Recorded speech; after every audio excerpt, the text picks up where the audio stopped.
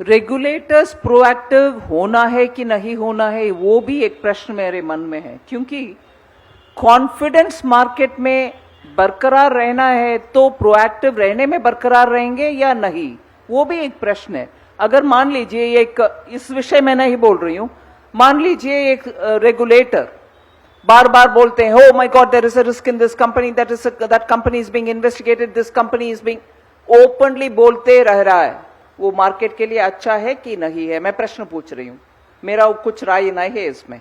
और दूसरा, अगर वो इन्वेस्टिगेट ही कर रहे हैं, खुलेआम कंक्लूजन के पहले ही बोलना अच्छा है, बाद में बोलना अच्छा है, ये सब भी उनके मन में रहता है, वो उनके अप्रोप्रिएट डिसीजन भी लेते हैं। Both LIC and SBI have given their statements publicly and in great detail. The heads themselves came out and spoke about it. So there's nothing that I can materially add to that. I don't think it is right for me even to think that I should have gone in every 2 weeks to say, no, you will choose this company, you will not choose that company. No. They are taking their conscious, board-driven, professional call. And if they come out to speak about it, देखिए, आरोप के लिए कोई आधार होना चाहिए। Rafale में भी यही पाया गया, एकदम बिना किसी आधार के आरोप लगाए गए, ना जनता ने उस पर विश्वास किया, ना कोर्टों ने उस पर विश्वास किया। ये एक तरीके से जो फ्रस्ट्रेशन है, विपक्ष अपने आप को निहत्था महसूस कर रहा है कि 9 साल हो गए, कुछ कर नहीं पाए, कुछ हमारे खिलाफ वो सिद्ध नहीं कर पाए, तो हर छोटे इधर उधर की बात को वो हमारे ऊपर डालने की कोशिश करते हैं। परंतु अभी तक सरकार ने कोई गलत काम किया हो ऐसा तो कोई आरोप इस आज के दिन में नहीं लग रहा है। एक प्रकार से मैं अगर आपको पूछूं तो एक कॉन्ट्रैक्ट कोई बता दे, एक कोई लाभ कोई बता दे जो इस सरकार ने किसी को बिना ड्यू प्रोसेस के, बिना एक बड़े पारदर्शी सिस्टम के कुछ भी अलॉट किया हो किसी को। तो ये एक सरकार है जिसने सिस्टमैटिकली करप्शन को निपटाने के लिए, खत्म करने के लिए काम किया है। वो कह रहे हैं कि ये सरकार और उसकी तमाम एजेंसियां हिंडनबर्ग की रिपोर्ट के बाद अडानी इंडस्ट्रीज को बचाने में जुट गई। और इसी वजह से सबसे पहले उनको अशोक गहलोत जी पे कड़ी एक कार्रवाई करनी चाहिए। बिल्कुल, अगर दम है तो गहलोत साहब पे कार्रवाई करे, क्योंकि 60,000 करोड़ का हैंडशेक कांग्रेस की राजस्थान की सरकार ने किया है। 72,000 करोड़ का लोन यूपीए में, जिसकी मुखिया सोनिया जी थी, उन्होंने दिया।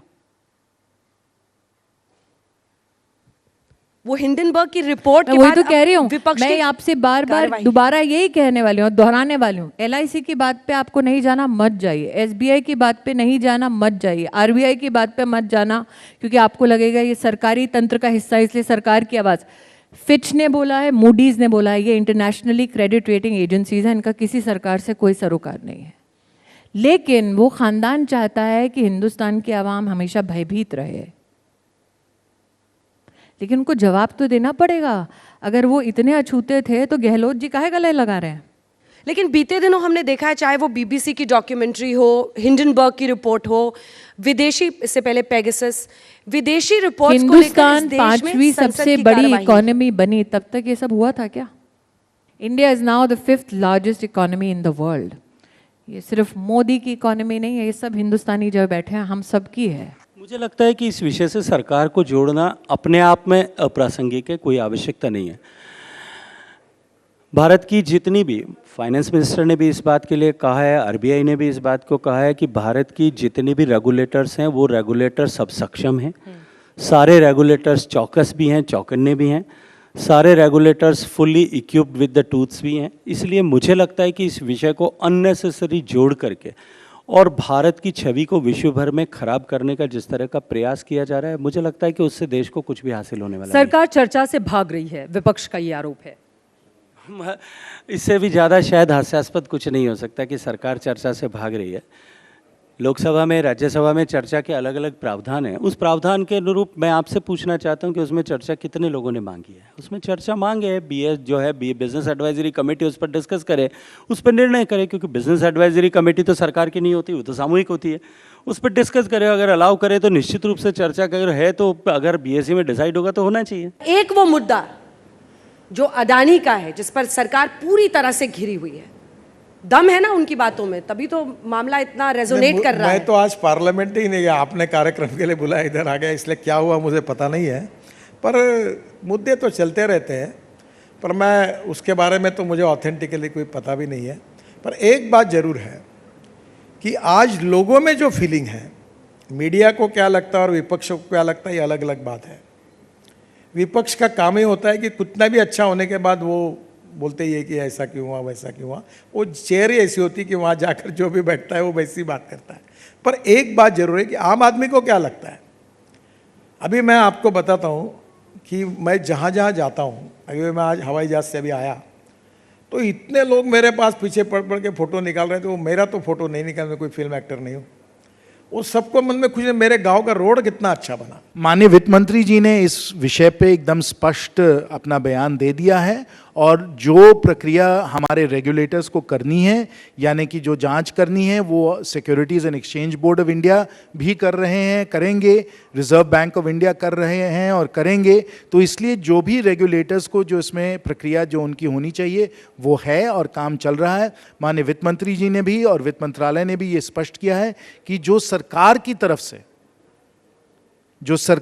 तरफ से चिंता होनी चाहिए कि कोई सिस्टेमिक रिस्क है कि नहीं, यानी कि अर्थव्यवस्था में इसमें कोई अस्थिरता आ सकती है कि नहीं आ सकती है, इस पे माननीय वित्त मंत्री जी ने, वित्त मंत्रालय ने और दोनों रेगुलेटर्स सेबी और आरबीआई ने पूरी तरीके से विचार विमर्श किया है और कोई सिस्टेमिक रिस्क, अर्थव्यवस्था को कोई रिस्क इसमें अभी नहीं नजर आ रहा है। आगे जो रेगुलेटर्स को काम करना है वो रेगुलेटर्स अपना काम जरूर करेंगे। जहां तक शेयर भाव का जो मामला आता है, वो तो आपको मालूम ही है कि उस शेयर बाजार में जो निवेशक हैं और जो खरीदार हैं वो आपस में मिलजुल कर इसको तय करते हैं। वो शेयर बाजार में होता है, उसमें ना रेगुलेटर ना उसमें कोई सरकार की कोई भूमिका है। वीडियो पसंद आया तो हमें लाइक, कमेंट, शेयर और सब्सक्राइब जरूर करें।